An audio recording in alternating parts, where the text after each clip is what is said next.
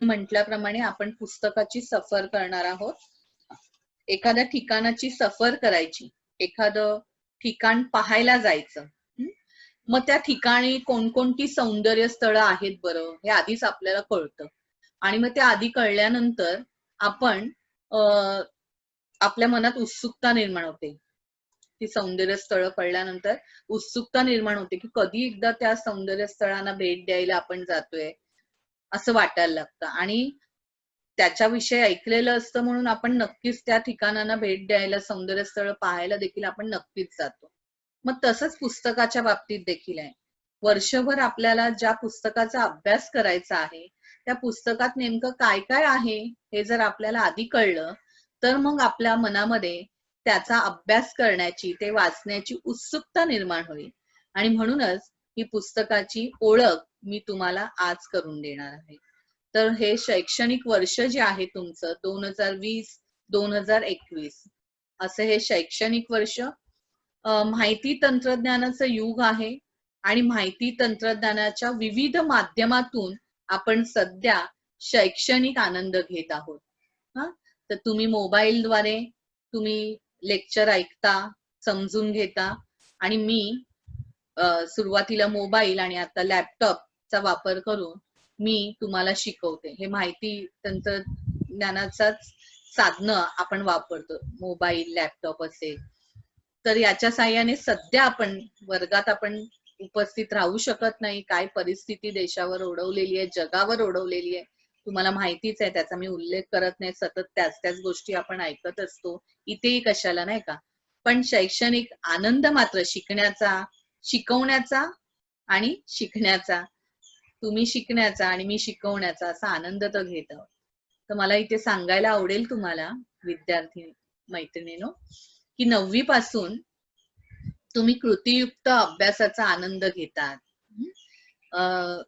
9वीला नवीन अभ्यासक्रम तुम्हाला होता, मग 10वीला होता, 11वीलाही होता आणि आता 12वीलाही आहे.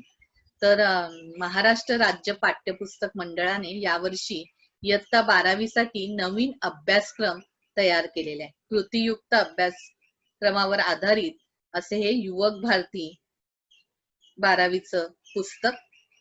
आणि या पाठ्यपुस्तकाचीच 12वी युवक भारती या पाठ्यपुस्तकाचीच मी तुम्हाला ओळख करून देणार आहे. तर पाठ्यपुस्तकाचे 2 भाग पडतात. एक आहे बाह्य रंग आणि दुसरा आहे अंतरंग. तर बाह्य रंगामध्ये मुखपृष्ठ आणि मनपृष्ठ येतं. तर मुखपृष्ठावर काय काय आहे, ज्यांनी पुस्तक घेतलंय त्यांनी पाहिलेलंच आहे. आणि पुस्तक नसेल घेतलं तरी ऐकून समजेल तेवढं समजून घ्या. पुस्तक घेतल्यानंतर ते सगळे भाग दिसतीलच. तर त्या मुखपृष्ठामध्ये मराठी शारदा देवीची उपासना करणारे साहित्यिक आहेत. तर त्या साहित्यिकांचे, त्यामध्ये काही लेखक आहेत, काही कवी आहेत, त्यांचे फोटो आलेले आहेत. त्याच्यामध्ये विंदा करंदीकर आहेत, विवा शिरवाडकर आहेत, कविवर्य कुसुमाग्रज आहेत, भालचंद्र नेमाडे आहेत. अशा साहित्यिकांची तुम्हाला तिथे फोटोज दिलेले आहेत तुम्हाला बघायला. त्याच्यानंतर त्याच्याच खाली बरोबर एक मुलगा माईक वर बोलतो आहे व्यासपीठावर उभा राहून, आणि बाकीचे खाली ऐकतायत असं एक दृश्य दिलेलं आहे, चित्र दिलेलं आहे. म्हणजे तो सबाधीटपणा जो आहे सगळ्यांसमोर उभं राहून बोलण्याचा, तर तो सबाधीटपणा, ती हिंमत, ती जिद्द बोलण्याची, भाषा विषय शिकल्यानंतर कशी येऊ शकते हे त्यातून आपल्याला समजते.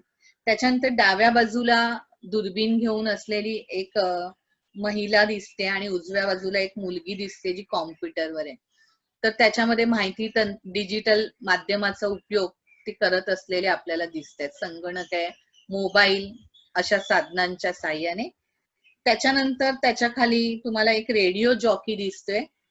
मध्ये दूरचित्रवाणीवर बातम्या देणाऱ्या 2 स्त्रिया दिसतात आणि उजव्या बाजूला माईक हातात घेऊन मुलाखत घेणारी महिला आणि कॅमेऱ्याच्या साहाय्याने चित्रीकरण करणारी एक व्यक्ती दिसते. तर या सगळ्या गोष्टीचा अभ्यास या पुस्तकाद्वारे आपण करणार आहोत.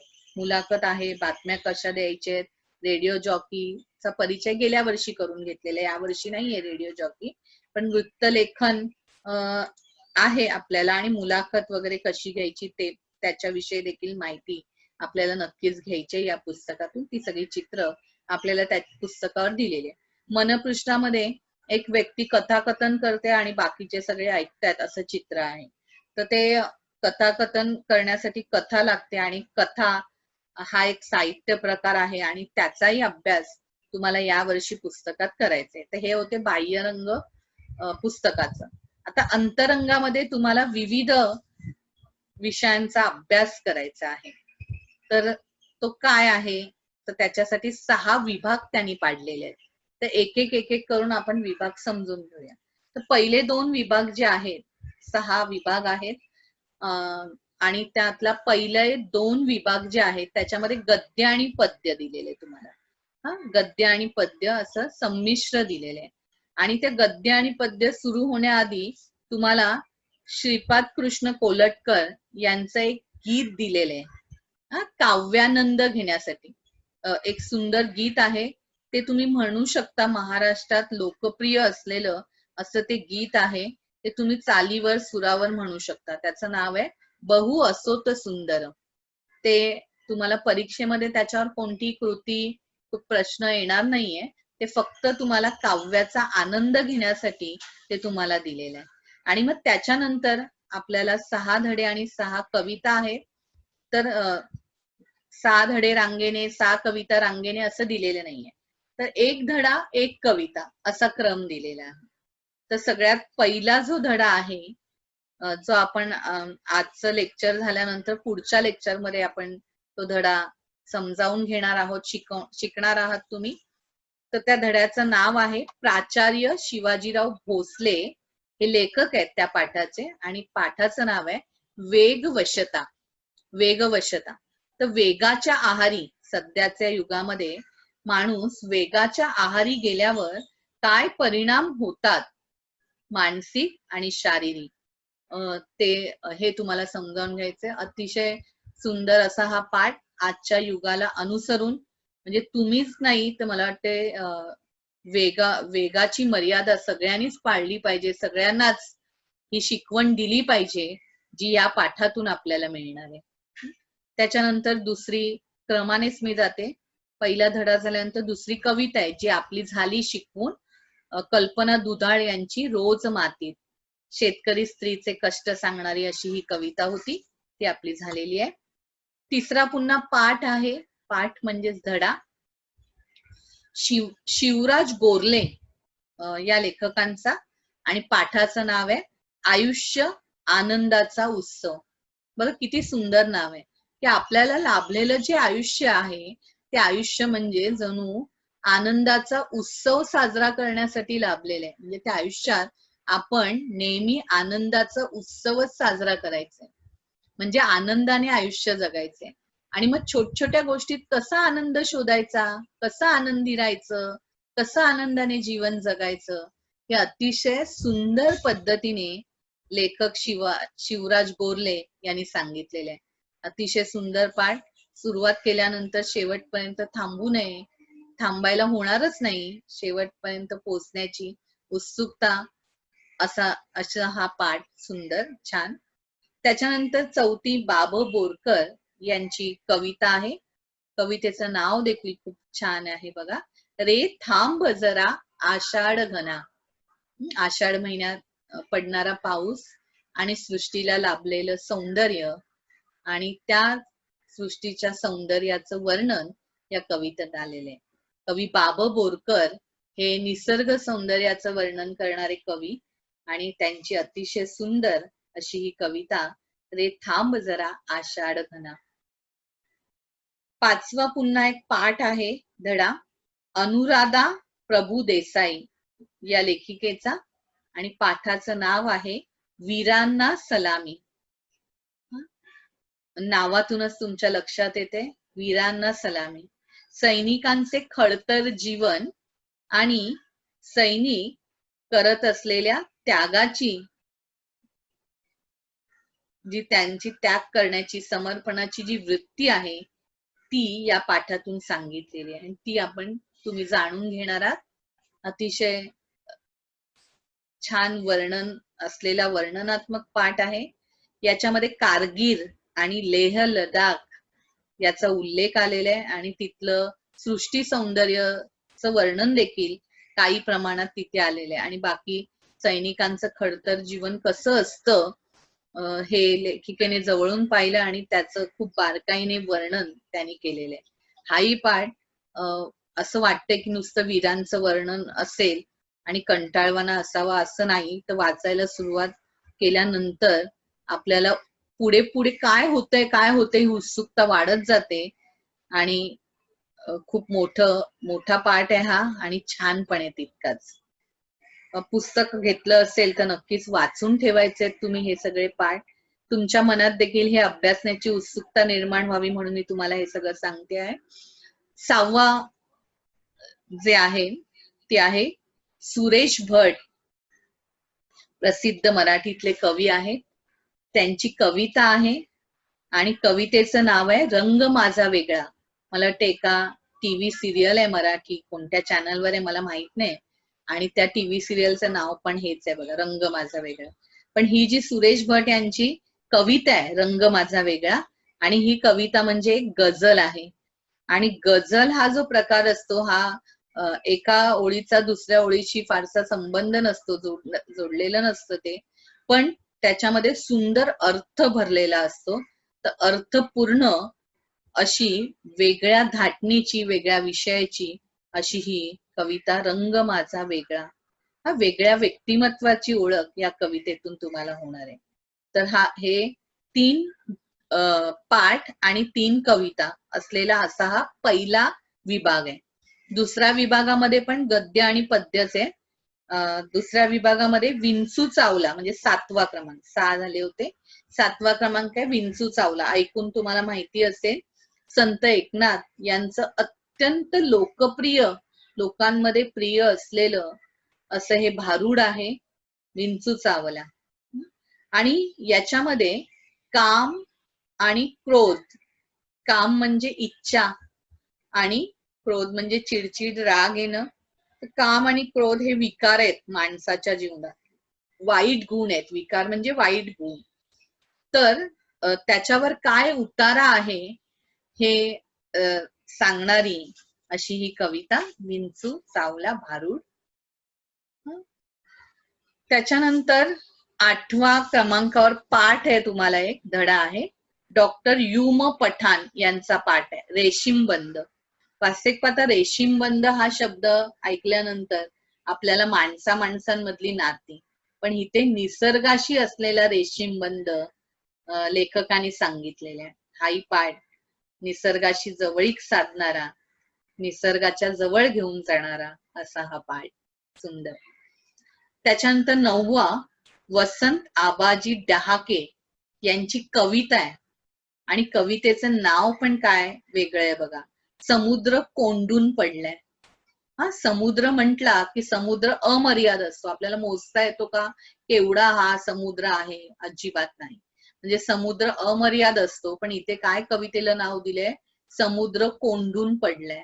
म्हणजे महानगरात राहताना जीवनाची होणारी जी घुसमट आहे, महानगरात जीवन कसं संकुचित झालेलं आहे माणसाचं, तर हे सांगणारी ही सुंदर कविता समुद्र कोंडून पडलाय. 10व्या क्रमांकावर आहे वसंत सबनीस यांची दंतकथा. दंतकथा म्हणजे पूर्वीपासून चालत आलेली, लोकांमध्ये रूढ असलेली अशी कथा. दंतकथा, रचून सांगितलेली कथा, दंतकथा. आणि दंत या शब्दाचा अर्थ दात असा पण होतो. आणि मुद्दामून हे नाव दुहेरी अर्थाने दिलेले दंतकथा. ही कथा आहे, पण या कथेमध्ये लेखकाने दात दुखायला लागल्यानंतर काय काय होतंय ते गमतीशीर पद्धतीने त्यांनी सांगितलेले. अतिशय सुंदर असा विनोदी पाठ आहे वसंत सबनीस यांचा दंतकथा. त्याच्यानंतर एक सुंदर कविता आहे आणि त्या कवितेचं नाव आहे 11 क्रमांक, आरशातली स्त्री. हिरा बनसोडे यांची ही कविता. आणि आरशात दिसणारं स्त्रीचं प्रतिबिंब तिच्याशी संवाद साधत आहे अशी कल्पना यात केलेली आहे. स्त्रियांचा अतिशय जिव्हाळ्याचा विषय म्हणजे आरसा. एक तर नटायला मुरडायला स्त्रियांना आवडतं आणि मग नटल्यानंतर, छान नटल्यानंतर मी कशी दिसते हे बघण्यासाठी आरसा, आणि आरशात प्रतिबिंब छान दिसलं की म्हणजे माझी तयारी छान झाली हे स्त्रियांना कळतं. म्हणजे इतर कोणी सांगण्याची गरज नसते, आरसा त्यांना सांगतो कशी तयारी झाली ते. तर आरशात दिसणारं प्रतिबिंब त्या स्त्रीशी काय बोलतंय अशी कल्पना करून ही कविता लिहिलेली. ही कविता देखील अतिशय सुंदर आहे. आणि मग शेवटचा 12वा क्रमांक जो आहे तो पाठ आहे, पुन्हा धडा आहे. मंगेश तेंडुलकर यांची रंगरेषा आणि व्यंगरेषा. रंगाच्या साह्याने रेषा आणि व्यंगचित्र, व्यंग रेषा काढताना प्रत्यक्षात त्यांची जडणघडण कशी झालेली आहे हे सांगणारा त्यांचा आत्मचरित्रपर असा हा पाठ आहे. तर असे हे एकूण 6 गद्य आणि 6 पद्य, 6 पाठ आणि 6 कविता, असे हे 2 विभाग पहिले. ठीक आहे. तिसरा विभाग जो आहे तो विभाग आहे कथा साहित्य प्रकार. तर कथा साहित्य प्रकार मध्ये तुम्हाला कथा म्हणजे कथा साहित्य प्रकाराची ओळख करून दिलेली आहे, त्याची वैशिष्ट्ये तुम्हाला सांगितलेली आहे, आणि ती सांगून झाल्यानंतर तुम्हाला अभ्यासण्यासाठी 2 कथा पण दिलेल्या आहेत. त्या 2 कथांमध्ये एक वपू काळे यांची शोध नावाची कथा आहे, तर दुसरी आहे डॉक्टर प्रतिमा इंगोले यांची गडी ही कथा आहे. अतिशय सुंदर अशा या कथा, म्हणजे या कथा तुम्ही अभ्यासल्यानंतर किंवा नुसत्या वाचल्यात तरी समजतील. आणि या कथा तुम्ही कोणत्याही कथाकथनच्या स्पर्धेमध्ये जर भाग घेतलात तर या कथाकथन करण्यासाठी देखील तुम्हाला उपयोगी पडतील अशा या सुंदर कथा आहेत. पुस्तक घेतलं असेल विकत तर नक्कीच तुम्ही वाचायच्यात या कथा, छान आहेत. आतापर्यंत मी तुम्हाला 3 भाग सांगितले या पाठ्यपुस्तकातले. आता 4था भाग जो आहे तो तुमच्यासाठी नवीन असेल कदाचित, तो आहे उपयोजित मराठी. म्हणजे आयुष्यात आपल्याला उपयोगास येतील असे भाग जे आहेत ते आपल्याला इथे दिलेले आहेत उपयोजित मराठीमध्ये. आणि अशी क्षेत्र दिलेली आहेत ज्या क्षेत्रांमध्ये मराठी भाषेचा उपयोग होतो. म्हणजे तुम्हाला फक्त मराठी भाषा जर उत्तम येत असेल तर तुम्ही या क्षेत्रात नोकरीच्या संधी देखील मिळवू शकता. अशी ही क्षेत्र आहेत सांगितलेली तुम्हाला उपयोजित मराठीमध्ये. त्याच्यात पहिलं प्रकरण जे आहे उपयोजित मराठीमध्ये ते आहे मुलाखत. त्याच्यामध्ये मुलाखत कशी घ्यायची हेही सांगितलेलं आहे आणि कशी द्यायची हे पण कळणार आहे. बघा, जीवनाच्या वाटेवर पुढच्या जीवनाच्या टप्प्यात तुम्हाला वेगवेगळ्या टप्प्यांवर वेगवेगळ्या ठिकाणी वेगवेगळ्या प्रकारच्या मुलाखती द्याव्या लागतील. मग ती मुलाखत कशी द्यायची आहे हे तर कळणार आहे. आणि जर तुम्ही आकाशवाणी, दूरचित्रवाणी, वृत्तपत्र या क्षेत्रामध्ये जर नोकरीची संधी चालून आली आणि नोकरी करत असाल तर त्या ठिकाणी तुम्हाला वेगवेगळ्या व्यक्तींच्या मुलाखती घ्याव्या लागतात. मग ती मुलाखत कशी घ्यायची, नेमकी कोणाची घ्यायची, काय प्रश्नावली तयार करायची, हे सगळं तुम्हाला या पाठामध्ये कळणार आहे. मुलाखत नावाचं पाठ आहे, छान आहे. वेगवशता हा प्रकरण झाल्यानंतर आपण मुलाखत हे प्रकरण घेणार आहोत. त्याच्यानंतर दुसरं जे आहे ते आहे माहिती पत्रक तयार करणे. माहिती पत्रक अशा नावाचं प्रकरण आहे. तर त्याच्यामध्ये आजचं डिजिटल युग आहे, तुम्हाला सगळ्यांना माहिती आहे. मग एखादी माहिती समजा तुम्हाला सादर करायची असेल तर शब्द, वाक्य, म्हणी, चित्र, रंगसंगती यांचा वापर करून तुम्हाला आकर्षक माहिती पत्रक कसं तयार करायचं हे तुम्हाला शिकता येणार आहे. तुम्ही जर रोज घरामध्ये तुमच्या वर्तमानपत्र, आता सध्या लॉकडाऊनमुळे येत नसेल पण आधी यायचं, तर त्याच्या वर्तमानपत्रामध्ये बघा कुठे काही नवीन हॉटेल सुरू झालं असेल किंवा कोण कोणता क्लास घेत असेल सुट्टीमधला, मग मेहंदीचा असेल, ब्युटी पार्लरचा असेल, नेल आर्टचा असेल, तर त्याच्या जाहिरात, म्हणजे थोडक्यात हे माहिती पत्रक जे तुमच्या घरापर्यंत पोहोचायचं तर ते माहिती वर्तमानपत्रात टाकून ते पोहोचवतात. ते वेगवेगळ्या रंगसंगतीत तयार केलेलं असतं बघा. तर ते कसं तयार करायचं तर हे तुम्हाला इथे शिकता येणार आहे. माहिती थोडक्यात म्हणजे जाहिरातच जाहिरातीचं पत्रकच असतं ते, पण त्याला जाहिरात न म्हणता त्याला माहिती पत्रक असं नाव दिलेलं आहे. त्याच्यानंतर तिसरं प्रकरण जे आहे ते अहवाल आहे. बघा, वेगवेगळे कार्यक्रम होतात आणि त्या कार्यक्रमाचा अहवाल लिहावा लागतो. तर तो अहवाल कसा लिहायचा नेमका, तर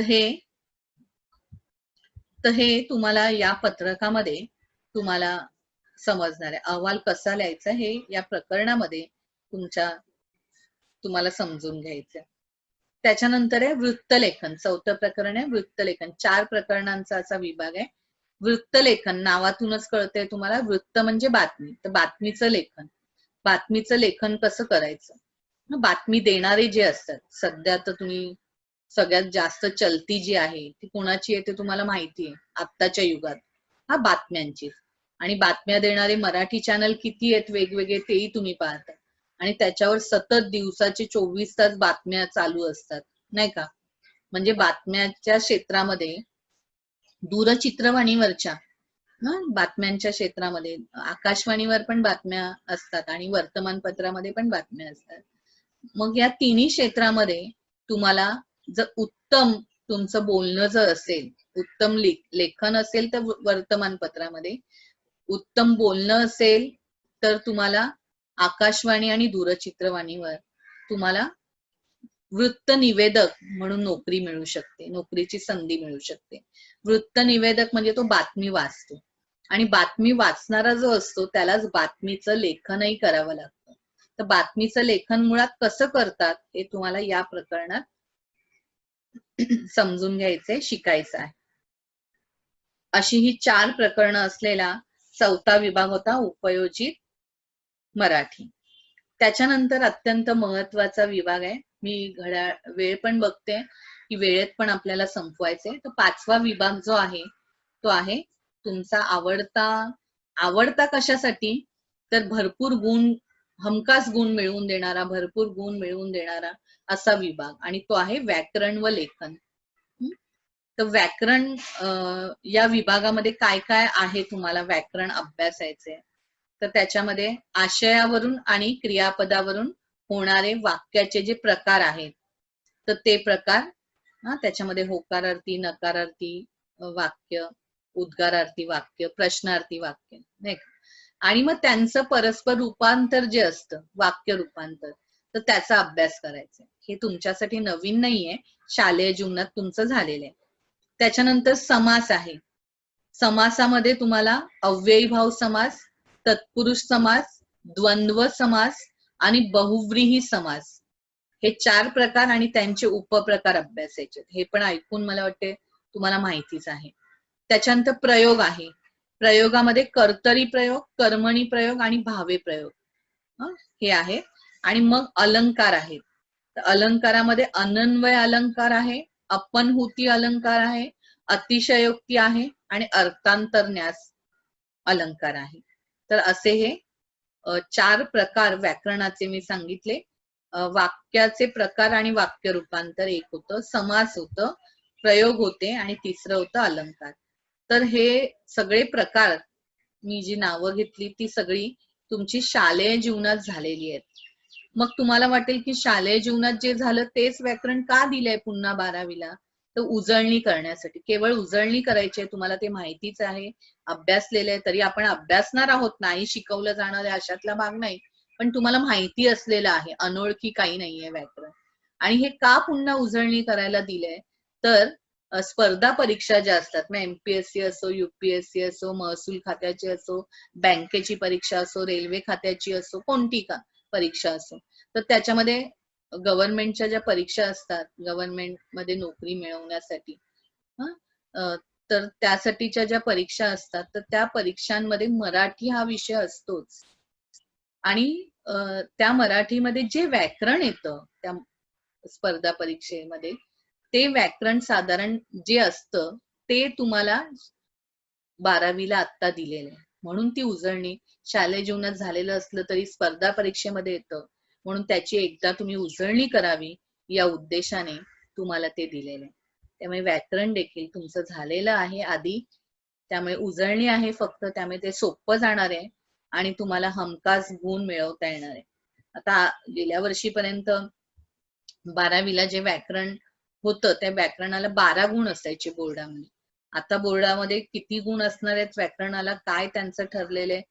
तर ट्रेनिंग आता ऑनलाईनच त्यांना ट्रेनिंग घ्यावी लागेल, नवीन अभ्यासक्रम असल्यामुळे, नवीन पुस्तक असल्यामुळे. तर त्याच्यामध्ये ट्रेनिंग मध्ये ते ठरवतील पेपर पॅटर्न आणि कोणत्या भागाला किती गुण आहेत ते. हा, निबंधाला 10च गुण असतात, त्यामुळे 10 निबंधासाठी 10च गुण असतील आणि व्याकरणासाठी फार फार तर 10 किंवा 12 असतील. तर हा होता व्याकरण विभाग. व्याकरण व लेखन असा 5वा विभाग आहे. तर त्यातलं व्याकरण मी सांगितलं. लेखन विभागामध्ये निबंध लेखन आहे, जे आपलं झालंय बघा. त्याच्यामध्ये निबंध म्हणजे काय आणि मग निबंधाचे 5 प्रकार आहेत. वर्णनात्मक निबंध, व्यक्तिचित्रणात्मक निबंध, आत्मवृत्तात्मक निबंध, कल्पना प्रधान निबंध आणि वैचारिक निबंध. हे आपले झालेत 5 प्रकार. 5 प्रकारांमधले 2-2 प्रकार मी तुम्हाला दिले पण, आणि ते लिहा असंही म्हटलेलं आहे. 2-2 प्रकार सरावासाठी. कारण भरपूर गुण मिळवून देणारा असा हा जो भाग आहे तो आहे निबंध लेखन. 10 गुण आहेत आणि 10 पैकी 7 ते 8 गुण तुम्हाला नक्कीच मिळू शकतात. अगदी 9 देखील तुम्हाला मिळू शकतात जर छान तुम्ही लेखन केलं असेल तर. आणि आणखीन एक विभाग आहे 6वा विभाग. आता म्हणाल 6व्या विभागात आता काय आहे, तर तो हे 5 विभाग जे आहेत आतापर्यंत सांगितलेले त्याच्यावरच कृती येणार. 80 गुणांचा लेखी पेपर आणि 20 गुणांची तोंडी परीक्षा या भागावर. आणि 6वा भाग जो आहे त्याला परिशिष्टे म्हटलेले. त्याच्यामध्ये काय काय येतं, तर यात पारिभाषिक शब्द येतात. ते अभ्यासण्यासाठी नाही, तुम्हाला माहिती व्हावेत, तुमच्या परिचयाचे व्हावेत म्हणून केवळ. तुम्हाला कधी वेळ असेल तर वाचून ठेवायचे. बाकी त्याच्यावर काही कृती वगैरे अभ्यासासाठी प्रश्न वगैरे येणार नाहीये. त्याच्यानंतर पारिभाषिक शब्दानंतर साहित्य अकादमी पुरस्कार प्राप्त झालेल्या साहित्यिकांची नावे व त्यांच्या साहित्य कृती दिलेल्या आहेत. अर्थात मला नाही वाटत विद्यार्थिनींना एवढी आवड असेल, पण काहींना जर लेखन विषयाची जर आवड असेल तर हे साहित्यिक जे आहेत, लेखक जे आहेत, माझा आवडता लेखक वगैरे लिहायला येतो निबंध, तर कोणाला लेखनाची आवड असेल तर त्यांनी या साहित्यिकांची नावं आणि त्यांच्या साहित्य कृती पाहून घ्यायच्या, तिथे दिलेले. आणि त्याच्यानंतर प्रत्येक धडा कवितेखाली तुम्हाला शब्दात आलेले कठीण शब्द जे असतात त्या शब्दांचे अर्थ त्या धडा आणि कवितेखाली नाही दिलेले, तर ते तुम्हाला पुस्तकात शेवटी दिलेले. आणि वाक्प्रचार पण पाठात आणि कवितेमध्ये येणारे जे वाक्प्रचार आहेत ते आणि शब्दांचे अर्थ ते पुस्तकात मागे दिलेले आहेत. तर तुम्हाला कोणता शब्द अडलाच वाचताना, कधी धडा वाचत असाल, पुस्तक घेतलं असेल विकत, तर तुम्ही त्या शब्दांचे अर्थ आणि वाक्प्रचारांचा अर्थ तुम्हाला तिथे पाहता येणार आहे पुस्तकात शेवटी, परिशिष्ट या 6व्या विभागामध्ये. तर असे हे तुमच्या पुस्तकाच्या अंतरंगाची, बाह्यरंगाची मी आधी ओळख करून दिली आणि तुम्हाला मी आता अंतरंगाची ओळख देखील करून दिली, काय